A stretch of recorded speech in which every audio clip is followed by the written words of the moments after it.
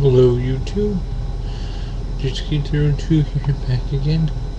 And now we get to part 2 of The Hobbit. Here we go.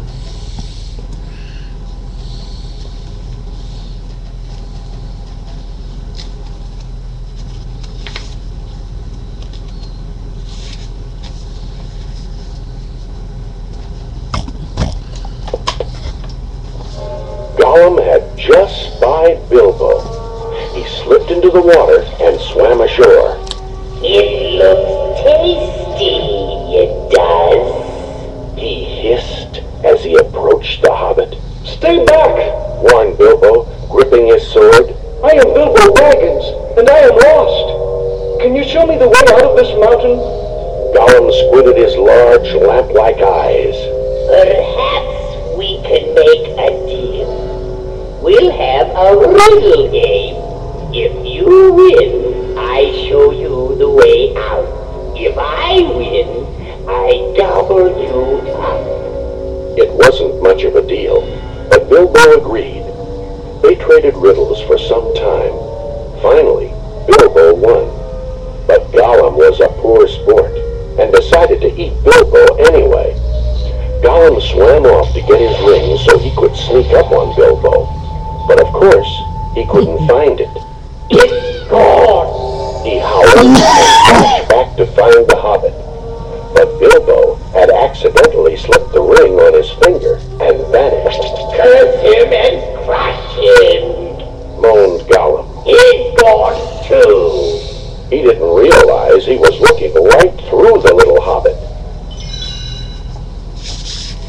Bilbo slipped away and fled down the dark goblin tunnels, eventually finding his way out of the mountain.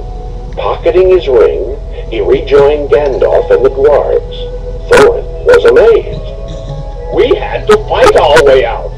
How did you escape?" Bilbo thought of his magic ring and smiled. "We burglars are quite clever. We're invisible, you might say." A few days later, Gandalf made a shocking announcement. "I must leave you now. I'm sending Mr. Baggins with you. That should be enough." "The burglar?" asked Thorin, thinking Bilbo was a sorry substitute for a wizard. But in the weeks that followed, the little hobbit proved himself again and again. Twice Bilbo and his magic ring turned tragedy into triumph.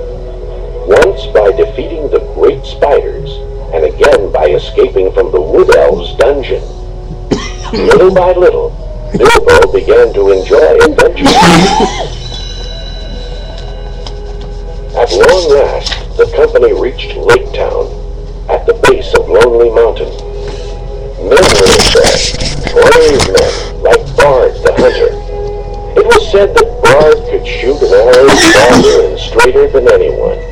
The lake people hated the dragon Smaug as much as the dwarves did, and they gave the adventurers all possible help for the last part of their journey.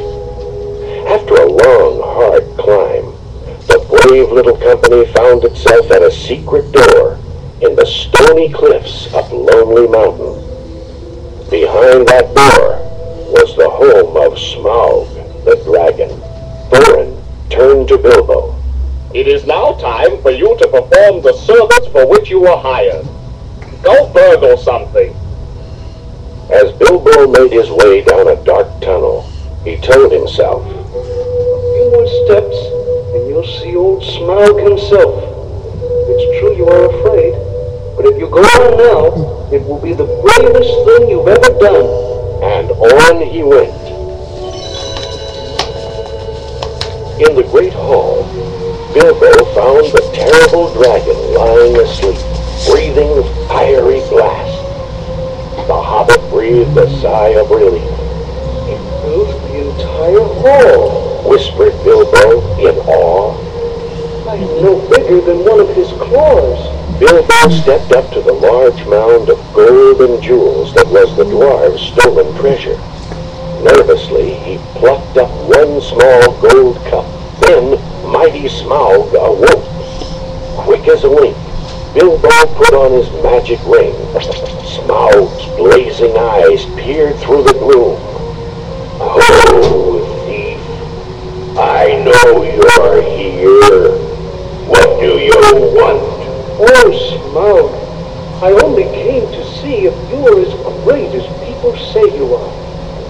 If you are a little hobbit, it is wise to be polite to dragons.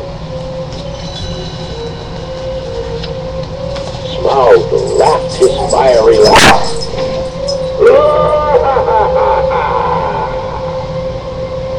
You must be one of those ignorant lake men. Well, as you can see, I am truly great. But I have read that dragons are soft underneath.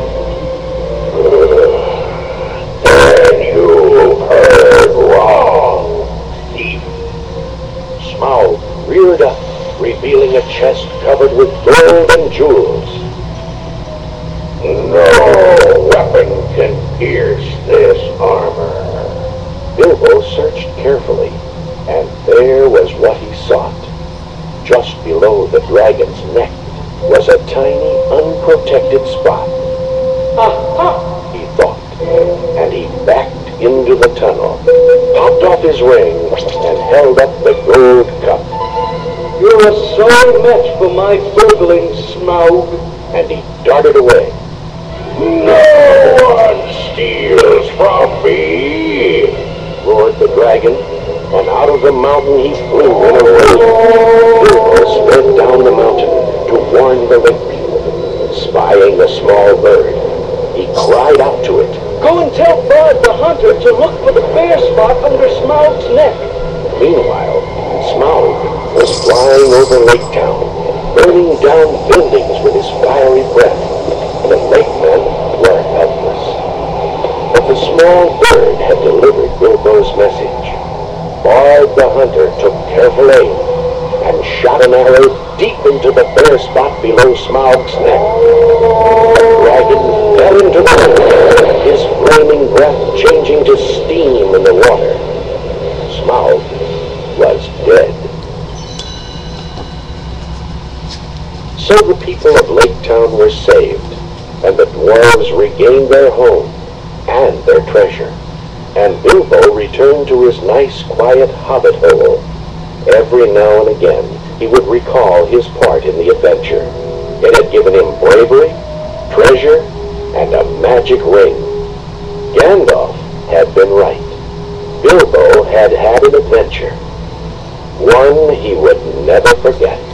The greatest adventure is what lies ahead. Today and tomorrow are yet to be said. Chances, the changes are all yours to make.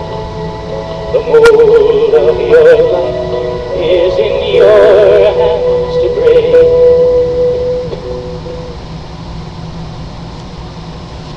Okay, that's the end of The Hobbit. Hopefully you enjoyed it. Please tell me what you think.